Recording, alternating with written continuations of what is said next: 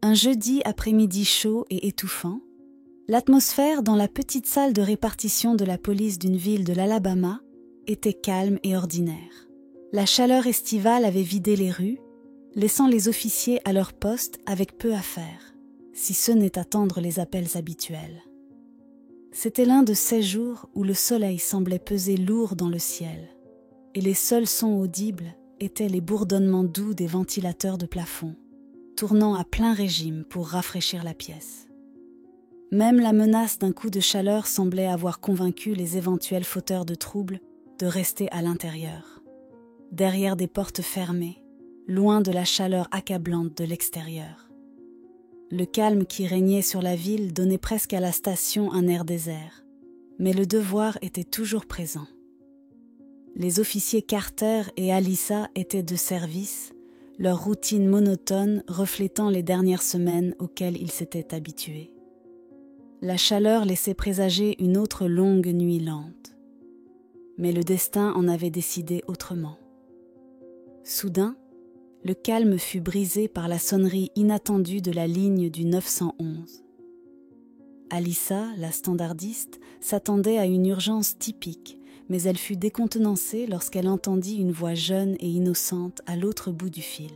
« Bonjour, bonsoir. Pouvez-vous m'apporter un Happy Meal, s'il vous plaît ?» La voix de l'enfant était douce et légèrement distante, comme s'il n'était pas conscient de la gravité de composer une ligne d'urgence au milieu de la nuit. Alyssa, toujours professionnelle mais aussi compatissante, marqua une pause. Au début, elle pensa que l'enfant avait composé un mauvais numéro ou qu'il s'agissait d'une blague. Cependant, elle ne voulait pas écarter l'appel trop rapidement. Son instinct lui dictait de garder l'enfant en ligne encore un moment. « Bonjour mon trésor, je crois que tu t'es trompé de numéro. Est-ce que ta maman ou ton papa sont là? Si tu me laisses leur parler, nous pourrons arranger cela, » suggéra Alyssa chaleureusement, d'une voix calme. Mais le garçon déterminé insista dans sa requête. « Ils dorment maintenant, je veux juste un Happy Meal. J'ai tellement faim, » plaida-t-il, sa voix se transformant en un léger sanglot. Le cœur d'Alyssa se serra en entendant la détresse dans sa voix, réalisant que quelque chose n'allait pas. L'appel semblait bien plus qu'un simple souhait d'enfant pour un repas. Il ressemblait à un appel à l'aide. Craignant qu'un problème plus grave ne se cache derrière cet appel, Alyssa choisit de ne pas raccrocher. « D'accord mon ange, ne t'inquiète pas, je vais t'aider. Reste en ligne, s'il te plaît. » le rassura-t-elle, tentant de le faire parler tout en traçant rapidement l'appel. Au fil des minutes, l'inquiétude d'Alyssa grandissait. Elle réussit à localiser l'origine de l'appel, une zone située en périphérie de la ville. C'était un quartier connu pour être l'un des plus défavorisés, et son inquiétude ne faisait qu'augmenter. Quelque chose semblait anormal, et l'idée que l'enfant puisse être en danger devenait de plus en plus plausible. Sans perdre de temps, Alyssa contacta 2 agents sur le terrain, leur demandant de se rendre immédiatement à l'adresse. « Grace Benedict, rendez-vous à cette adresse, s'il vous plaît. Je crains que l'enfant ne soit en difficulté. Vérifiez qu'il va bien, » dit-elle, sa voix empreinte de préoccupation. Pendant que les agents Grace et Benedict se dirigeaient vers l'adresse, ils discutèrent de la situation. « Tu penses qu'Alyssa exagère ? Les enfants appellent parfois pour des blagues, non ?» demanda Benedict, sceptique, bien que visiblement préoccupé. « Si Alyssa pense que quelque chose ne va pas, alors nous devons nous assurer que tout va bien, » répondit Grace d'une voix ferme. « Nous sommes policiers. C'est notre devoir d'aider, qu'il s'agisse d'un enfant ou d'un adulte. » Il ne fallut pas longtemps pour qu'ils réalisent qu'Alyssa avait eu raison de s'inquiéter. Lorsqu'ils arrivèrent à la maison, ils trouvèrent une structure modeste, semblant presque abandonnée. La porte d'entrée était légèrement entr'ouverte et des jouets éparpillés sur la pelouse semblaient raconter une histoire de négligence. Ces jouets, habituellement symboles de la joie de l'enfance, ressemblaient maintenant à des vestiges abandonnés, éparpillés dans la cour d'une maison qui semblait oubliée. La vue de cette maison délabrée ne fit qu'accentuer leur appréhension. Sortant prudemment de leur voiture de patrouille, Grace et Benedict échangèrent un regard avant de franchir le seuil de la maison. En entrant, ils annoncèrent leur présence à voix haute. « Police de l'Alabama, y a-t-il quelqu'un ici ?» Leurs voix résonnèrent dans la maison faiblement éclairée. Mais il n'y eut aucune réponse, seulement un silence profond et étouffant. L'air à l'intérieur était lourd, vicié, imprégné d'un sentiment d'abandon. « Comment quelqu'un peut-il vivre ici ?» murmura Benedict, observant la pièce sombre, qui semblait oppressante.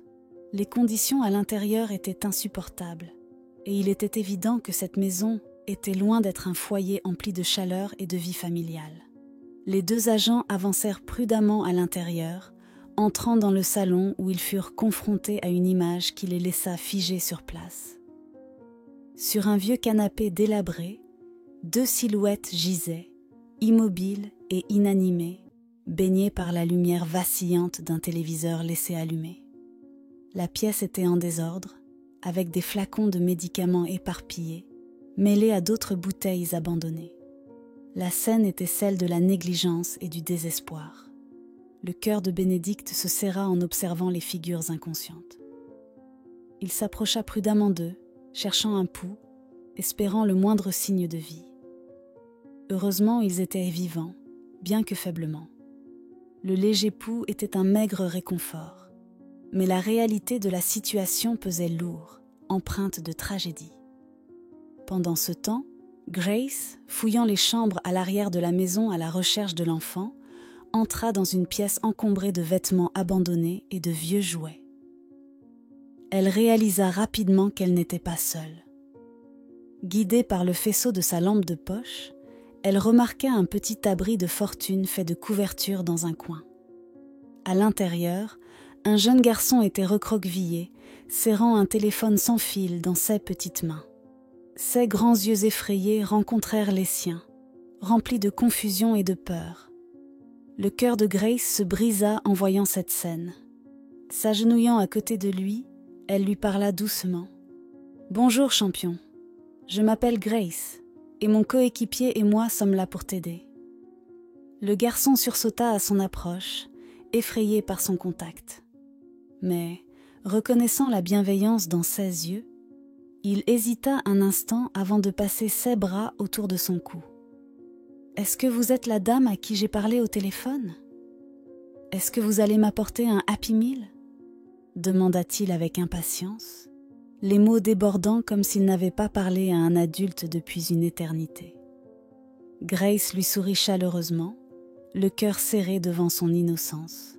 « Oui, je vais t'apporter ton Happy Meal, je te le promets. Mais pour l'instant, nous devons quitter cet endroit, d'accord ? » « Tout ira bien, je te le promets, » le rassura-t-elle en l'aidant à sortir de sa cachette. Les agents avaient déjà appelé des renforts et bientôt des ambulances et des services pour mineurs arrivèrent sur les lieux. Les adultes, qui avaient été retrouvés inconscients, furent rapidement pris en charge et transportés à l'hôpital. Le garçon, désormais en sécurité dans les bras de Grace, fut escorté hors de la maison.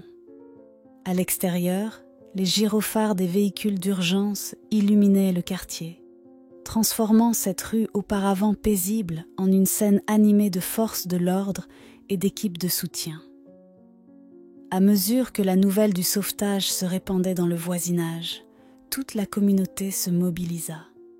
Les habitants se rassemblèrent, offrant leur aide et exprimant leur inquiétude pour le jeune garçon dont l'appel innocent pour un Happy Meal avait conduit à son sauvetage. Le soutien fut écrasant, et bientôt, le garçon, identifié sous le prénom de Jack, devint un symbole d'espoir et de résilience pour toute la ville. Après quelques jours à l'hôpital et une semaine dans un centre de protection, Jack fut placé dans une famille d'accueil aimante, où il commença à se rétablir et à s'épanouir.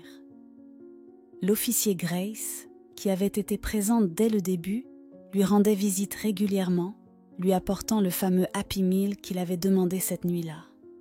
Chaque fois qu'elle le faisait, le visage de Jack s'illuminait de joie, un rappel du lien profond qu'ils avaient tissé durant ces moments difficiles. L'histoire de Jack devint un catalyseur de changement dans la ville. En l'espace de quelques mois, une initiative locale fut lancée pour éduquer les enfants et les parents sur l'importance des services d'urgence et sur la manière de les utiliser en cas de besoin.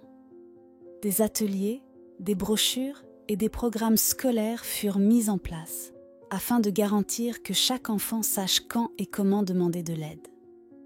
Le récit de Jack, son sauvetage et le lien incroyable qui s'était formé entre lui et Grace touchèrent profondément tous ceux qui en entendirent parler. Cela changea non seulement la perception de la sécurité et de la solidarité au sein de la communauté, mais cela unit également ses membres d'une manière qu'ils n'auraient jamais imaginée. À mesure que la ville avançait, elle le fit avec un nouveau sentiment de vigilance et d'attention envers les autres. La petite voix de Jack avait déclenché un mouvement, prouvant que même les appels les plus innocents pouvaient provoquer des changements profonds. Son histoire resterait à jamais un témoignage de la puissance de la compassion, de la communauté et de la différence qu'un simple acte de bonté peut apporter.